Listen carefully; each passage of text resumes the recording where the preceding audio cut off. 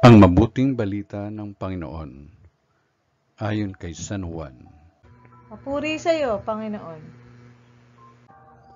Kinabukasan, nakita ni Juan si Jesus na lumalapit sa kanya.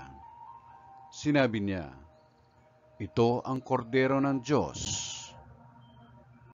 Ito ang nag-aalis ng mga kasalanan ng sanlibutan. Siya ang tinutukoy ko nang sabihin kong dumarating na kasunod ko, ang isang higit sa akin sapagkat siya na bago pa ako ipanganak. Hindi ko rin siya lubos na nakikilala noon, bagamat ako'y naparitong nagbibinyag sa tubig upang ipakilala siya sa Israel."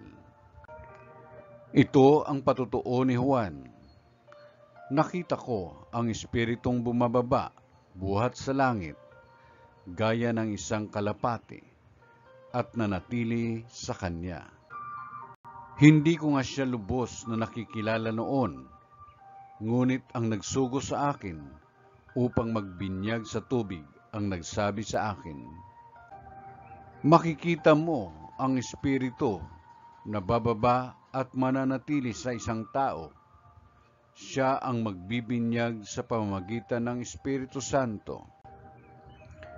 Nakita ko ito at pinatutuhanan kong siya ang anak ng Diyos.